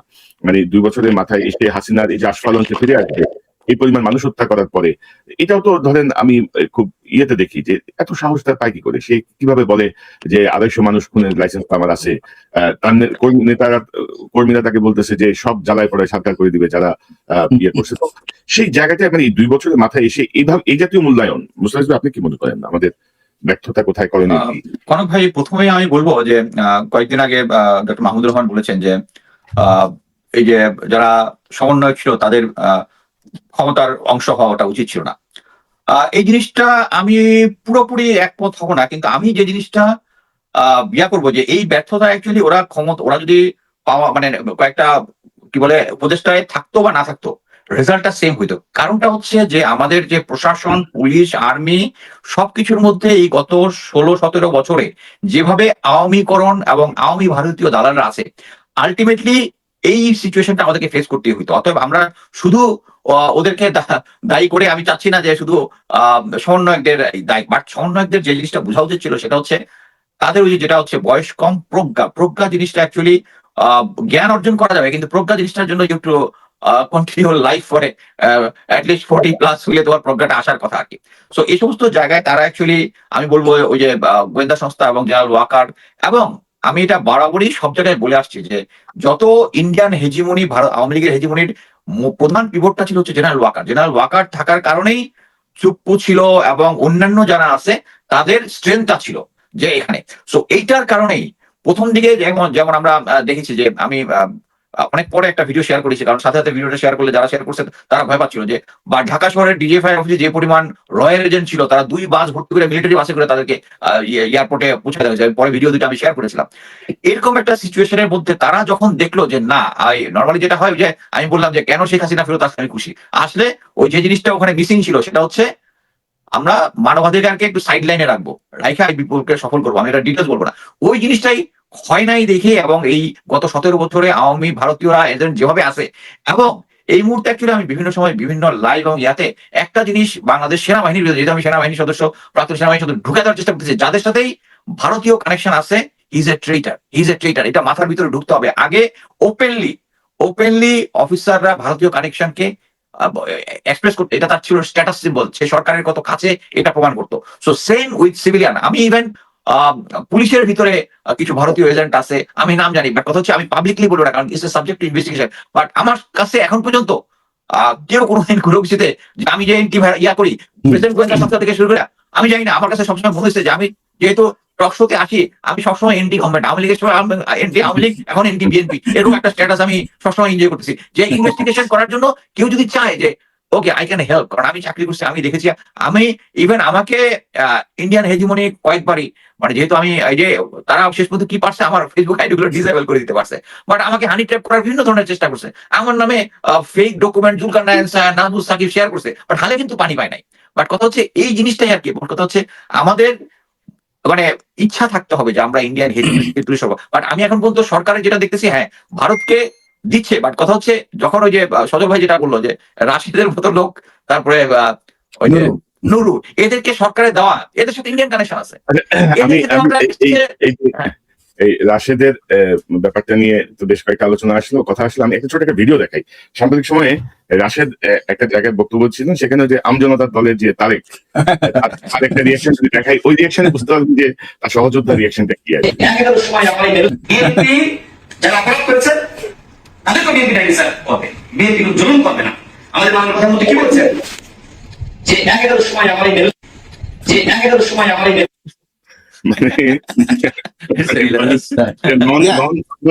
নন ভার্বালি আপনার ধরেন এক্সপ্রেশন দিয়ে, মানে ধরেন যে তারেক রহমান বিএনপি চেয়ারপারসন, তিনি প্রধানমন্ত্রী, ওনার রাজনৈতিক সহকারী হচ্ছে গণ অধিকার পরিষদ থেকে 5 মাস আগে যোগ দেয়া একজন ব্যক্তি, যার রাজনৈতিক অভিজ্ঞতা হচ্ছে নুরুল অ্যাসিস্ট্যান্ট, এবং 18 সালের কোটা আন্দোলন করা। তো ভবিষ্যতে রাজনৈতিক সংকটে, রাজনৈতিক ক্রাইসিসে এই জাতীয় মানে একটা আনইমপ্রেসিভ, যে শুদ্ধ বাংলায় কথা বলতেও যা সমস্যা হয়, তাকে প্রধানমন্ত্রী রাজনৈতিক সহকারী, বিষয়টি নিয়ে অনেকেরই আপত্তি আছে। তো এখন মিনাল ভাই আপনি কি মনে করেন যে কনক, আমি একটু মিনাল ভাইয়ের কাছে যাওয়ার আগে আমি এই রাশিদ সম্পর্কে ছোট্ট একটা জিনিস বলি। আমার যেটা মনে হয় যে আমাদের যে বর্তমান প্রধানমন্ত্রী তারেক রহমান সাহেব, তার যে ফেশিয়াল এক্সপ্রেশন, তার যে চেহারা, সেখানে কিন্তু অনেক শব্দ কিন্তু তার মুখে মানায় না। কারণ আমি যদি ধরি, ধরেন উনি কিন্তু কোন একটা মিটিং এ নির্বাচনের আগে গুপ্ত বলেছিলেন। আমার কাছে খুব জিনিসটা বেমানান মনে হচ্ছে যে তার মুখে এই ধরনের গুপ্ত নিয়ে কটাক্ষ করাটা ঠিক মানাচ্ছে না। কারণ তারেক রহমানের যে ক্যারেক্টার, উনি যেভাবে কথা বলেন তার সাথে সেটা যায় না। কিন্তু ওনার ভিতরে হয়তো কোনো ক্ষোভ আছে যেটা উনি প্রকাশ করতে পারেন না, তার ফেশিয়াল এক্সপ্রেশনের সাথে যায় না। সেক্ষেত্রে আমি মনে করি যে তার ভিতরের কথাগুলো প্রকাশ করার জন্য রাশেদের মতো একটা লোক আমার মনে হয় খুবই অ্যাপ্রোপ্রিয়েট চয়েস। তাকে দিয়ে কিন্তু সেই কথাটা সে বলাতে পারছে না। রাশেদ ইতিমধ্যে ধরেন ইরেসপন্সিবল নাম করে ফেলছে, কিন্তু অল্প সময় নাম করে ফেললো, কিন্তু অযাচিত কথাবার্তা বলে সে মোটামুটি আলোচিত, যদিও তার বেশ কিছু বিষয় আছে যেগুলো আমি পর্যায়ক্রমে সামনে আনবো। মিনা ভাই, আপনি কি মনে করেন 2 বছরের মাথায় এসে আমাদের জুলাই বিপ্লব নিয়ে হতাশার কথা বলতে হচ্ছে? মানে হতাশা মানে হচ্ছে আমরা এটাকে ঠিক ঘরে মানে তুলতে পারলাম না ইস্যু ফলটা, কেন, কি মনে করেন আপনি? এইটা কনক ভাই, আমি হয়তো পুরোপুরি আপনাদের সাথে একমত না এই ব্যাপারে। কিছু অর্জন যেটা, এটা মনে হয়েছে কি, এই যে মনে করেন আমাদের একটা ড্রাইভ কিন্তু এখনো রয়ে গেছে, আমরা প্রশ্ন করছি, উই আর নট হ্যাপি, আমরা আরো চাচ্ছি। এটাই কিন্তু আসলে আমাদের ফুলফিলমেন্টের দিকে নিয়ে যাবে। This is a good side. মনে করেন এটা তো সরকারও এমন অবস্থা ক্রিয়েট করতেছে, এবং দেখুন বারবার সরকারও বলছে, আমি এই জন্য বিষয়গুলি যে আমরা জুলাই সনদ অক্ষরে অক্ষরে পালন করবো, আমরা তো ছেড়ে দিব না। অক্ষরে অক্ষরে পালন করছি কিনা সেটা তো somebody is there to monitor, এবং এটা জানে সরকার। কাজে এখানে পুরোদমি হয় না। ওরা যদি অস্বীকার করতে বা অন্য ধরনের, এখনো যেহেতু স্বীকার করে আমরা অক্ষরে অক্ষরে পালন করবো, তা আমরা ধরেন এটা বাধ্য করবো। এটা তো বাধ্য করার মতো প্রচুর এখন হয়ে গেছে, আউটলেট হয়ে গেছে, যাতে সরকার এটা ভালোভাবে জানে। আরেকটা জিনিস হলো যে আমাদেরকে কিছুটা স্পেস তাদেরকে দিতে হবে। আর এই যে একটা মনে করেন, এখন যদি মনে করেন যেই ক্ষমতায় আসুক, আমরা ডক্টর ইউনূসের সরকারকে দেখলাম, এখন বর্তমান সরকার কিছু একটা আছে। এই যে এখন যারা এনসিপি খুব বেশি কথা বলছে, এরা কিন্তু সরকারের ছিল, আমরা তাদের লিমিটেশন দেখছি, এবং তারা কি করেছে সেটা আমাদের কাছে স্পষ্ট আছে। দ্যাট মিনস এই সিস্টেমে, যেটা মুস্তাফিজ ভাই বললেন, হোল সিস্টেমে এমন কিছু আছে, এটা হয়তো রিমুভ করতে একটু সময় লাগবে, এবং এই সময়টুকু আমাদেরকে দিতে হবে। আমরা যদি একটু বিবেচক হই যে সরকারের প্রতি, তাহলে হয়তো এটা সম্ভব হবে। এখন ধরেন তারেক রহমানের ওনার বডি ল্যাঙ্গুয়েজ হলো, আমরা পার্সোনালি ওনাকে যতটুকু জানি, হি হ্যাজ মানে গুড ইন্টেনশন, হয়তো করতে পারতেছে না। যে আজকে যে ঘটনাটা ঘটে গেছে, এখন এখানে ওনার নিয়ন্ত্রণ কতটুকু আছে, এবং একই সাথে এটা তো ড্যামেজিং হচ্ছে ওনার, এই যে অনেক কিছু উনি এক কথা বলেন, ওনার লিডাররা অন্যভাবে সেই জিনিসগুলি তুলে দেয়, এবং সবগুলো এগেইনস্ট দ্য পিপল।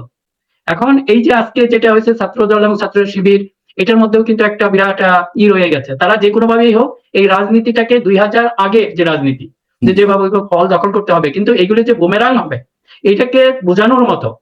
তারেক রহমানের জন্য আনফরচুনেট হলো, ওনার যে অ্যাডভাইজার যারা আছে তাদের কারো এই সাহস নাই আগে দেখে যে কোন কথাটা বললে লিডার খুশি হবে।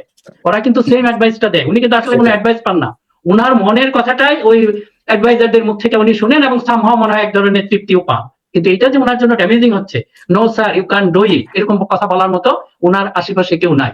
এবং যারাই বলবে, এবং এই জন্য আমি জানি না তারেক রহমান সাহেব, ওনার আমার পার্সোনালি হয়তো আমি মাঝে মাঝে কিছু কথা বলে এখন জানি না, আগে হয়তো মেসেজ গুলি পড়তেন, এখনো পড়েন, কতটুকু ভিতরে নেন জানি না। আমি কিন্তু এগুলি বারবার বলে যাচ্ছি যে আপনাকে শুধু পছন্দের কথা না, অপছন্দের কথাগুলিও আপনাকে শুনতে হবে। এখন এই যে কথাগুলি আসছে আজকে, যে আমরা শিবির, এবং উনি মনে করতেছেন হল দখল করে বললে সব কিচ্ছু করতে পারবেন না। এই ছাত্র দল আপনার জন্য কিছুই করতে পারে নাই। আপনি ভালোভাবে জানেন, এরা ছাদের উপর কয়েকটা ব্যানার ধরে ছবি তুলে ভাইয়ার কাছে পাঠিয়ে দিয়েছে, দিস ইজ দ্যাট ছাত্র দল।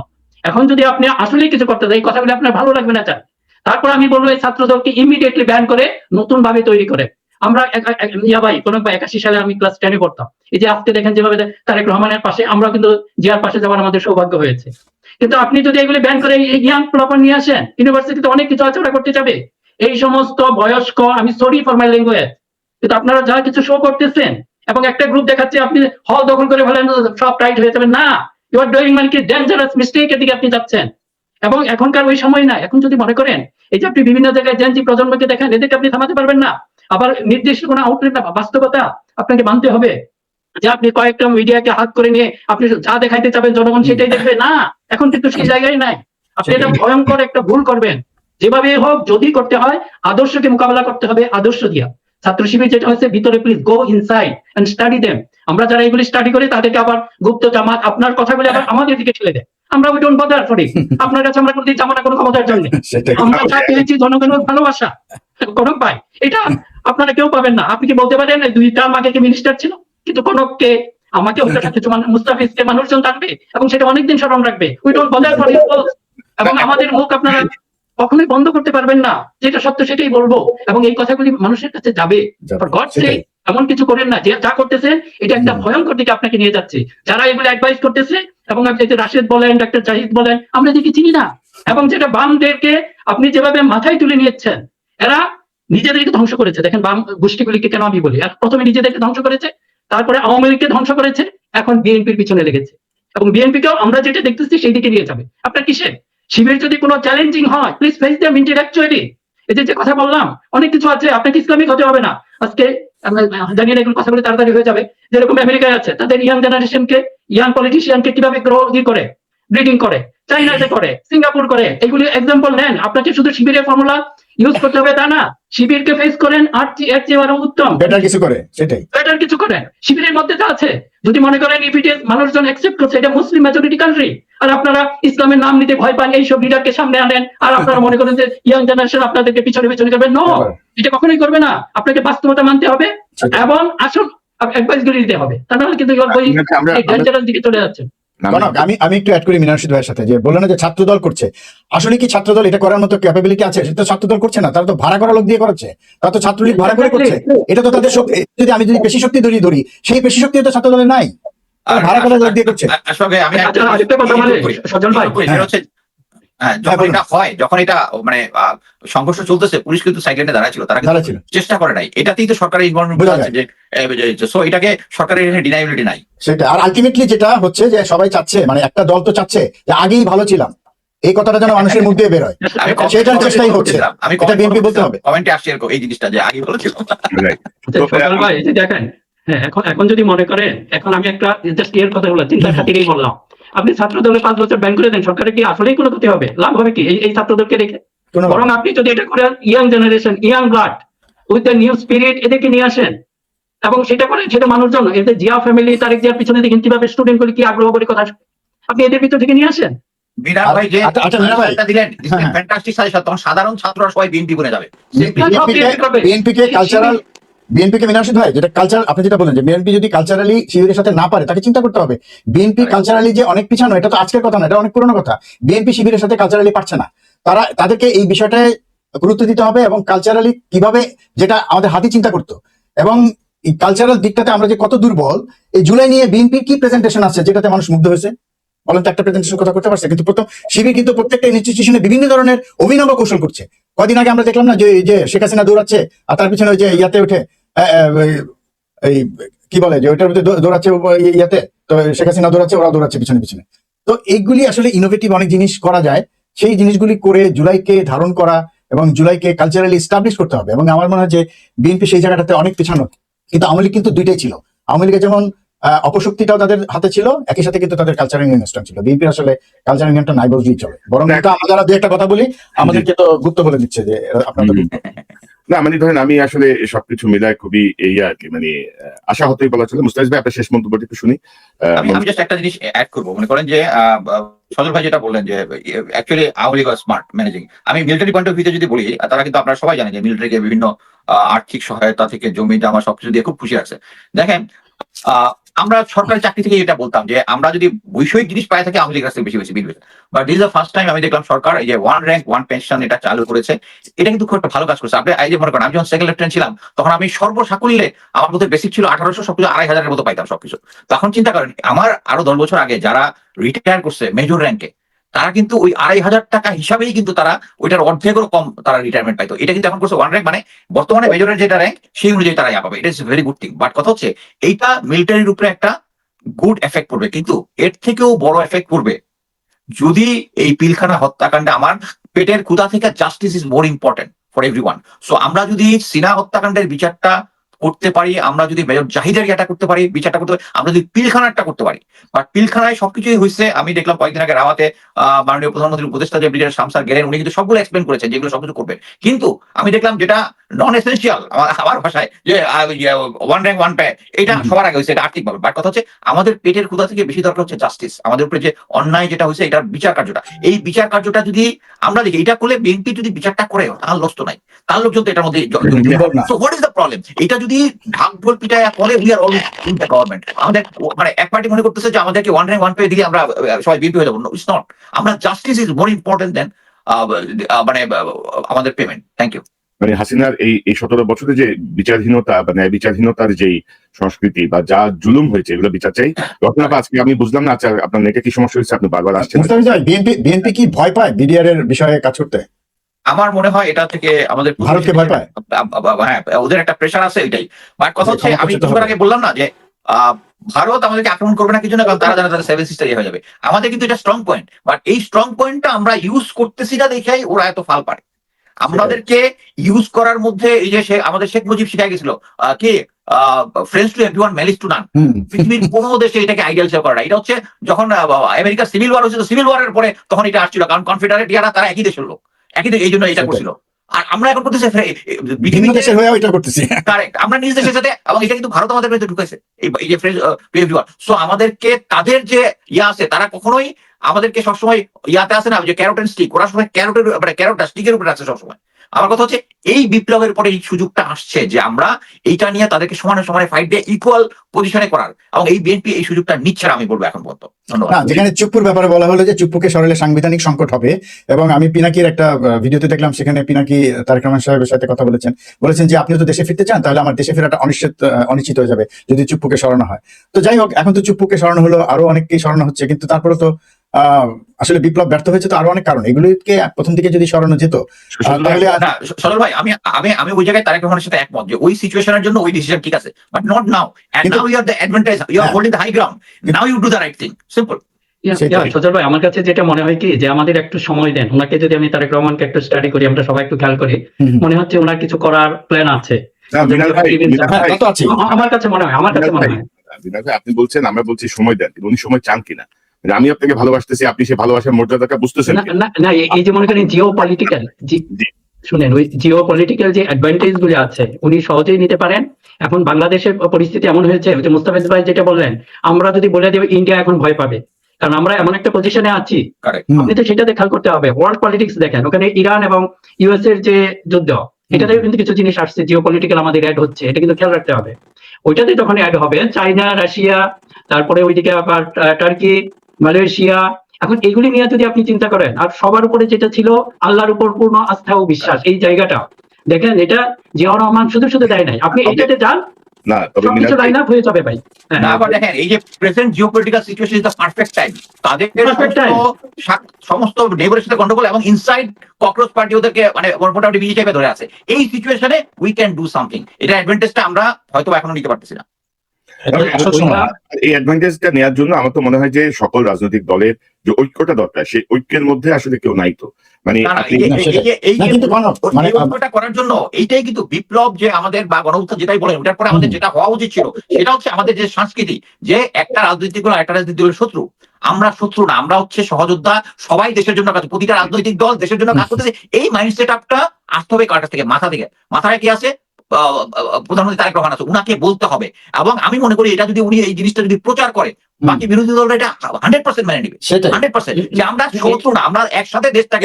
মানে এই মিনার রশিদ ভাই যেটা বললেন যে সময় দিতে হবে, আসলে মানে এই সময়টা, সেই সময়টা দেওয়ার জন্য, মানে সময় যে মানুষ দিবে, রাজনৈতিক দলগুলো যে দিবে, তাদেরকে তো আস্থায় আনতে হবে, সবগুলো রাজনৈতিক দল তো আস্থা আনতে হবে, তাহলে সময় না দেওয়ার কোনো কারণ আমি দেখি না। এবং যে কারণে হচ্ছে কি, বাকিরা এখন খেলছে। এবং আমার মনে হয় যে শুরুতে বললেন না যে শেখ হাসিনা ফিরে আসুক, শেখ হাসিনা ফিরে আসলে হয়তো আবার সেই ঐক্যটা আমরা আবার ফিরে পাবো, হয়তো বা কোনোভাবে যদি না হয় কোনোভাবে আবার ঐক্যটা আসবে। এখানেই আরেকটা জিনিস আসতেছে, যে আমি যদি মনে করি সবাই মিলে দেশ গড়বো, তাহলে আমি জনগণের জন্য রাজনীতি করতেছি। আমি যদি ধ্বংসের রাজনীতি করি, তাহলে আমি ক্ষমতায় থাকার জন্য রাজনীতি করতেছি। এটা তো পাবলিকের না বোঝার কোনো কিছু নাই। সো এখন বিএনপি যে সমস্ত ইয়া করতেছে, ক্ষমতায় থাকার জন্য রাজনীতি, বাংলাদেশ তো এই বিপ্লবে ক্ষমতায় থাকার রাজনীতি করতে চায় না। আমি একটা ছোট কথা অ্যাড করে শেষ করি, সেটা হচ্ছে যে অনেকে বলছেন এরকম যে বিএনপি হয়তো জুলাই সনদ বাস্তবায়ন করবে 3 বছরের মাথায় বা 3.5 বছরের মাথায় বা 4 বছরের মাথায় যে করবে, তখন একটা চাপে করে তারপরে দেখাবে যে আমরা তো করলাম, এবং পরবর্তী ইলেকশনে তারা আসবে কি না আসবে সেই অনিশ্চয়তা যেহেতু থাকবে, কাজে এটা করলে তারা তো সেফ হয়ে গেল, কারণ তখন তো সব নিরপেক্ষ হয়ে যাবে, প্রশাসন নিরপেক্ষ হবে, তাদের আদালত নিরপেক্ষ হবে, তখন তারা হচ্ছে অ্যাডভান্টেজটা আবার নিবে। এটা কিন্তু বলছে, কথাগুলো আসছে কিন্তু। এটা খুবই আনফরচুনেট এবং দুঃখের বিষয় যে আমরা এই মানে 2 বছরের মাথায় এসে আমাদেরকে এইসব বিষয় নিয়ে আলোচনা করতে হচ্ছে। আজকে যারা যোগ দিলেন আপনাদের সবাইকে অসংখ্য ধন্যবাদ। রসনাপার আজকে কি হয়েছে বুঝলাম না, নেটের সমস্যা, আসা যাওয়ার মধ্যে এটা ষড়যন্ত্র। তো আশা করি, আমিও আসলে একটু অনিয়মিত হয়ে পড়ছি, মানে ইদানিং অনেক কিছুতেই আসলে মন লাগে না, শো করা হচ্ছে না, অনেক আলোচনায় আসা হচ্ছে না। নিশ্চয়ই চেষ্টা করবো আবারও যদি সেই মানসিক ইয়েটা ফিরে আসুক, দেশের জন্য আরো কিছু কাজ করা বোধহয় বাকি আছে। ডক্টর সজল আশফাক, কর্নেল মুস্তাফিজ, মিনার রশিদ, আপনাকে অসংখ্য ধন্যবাদ। নিশ্চয়ই আমরা আবারও কথা বলবো। আপনারা ভালো থাকবেন। সবাই ধন্যবাদ, থ্যাংক ইউ। দর্শক, এতক্ষণ যারা অনুষ্ঠান শুনলেন,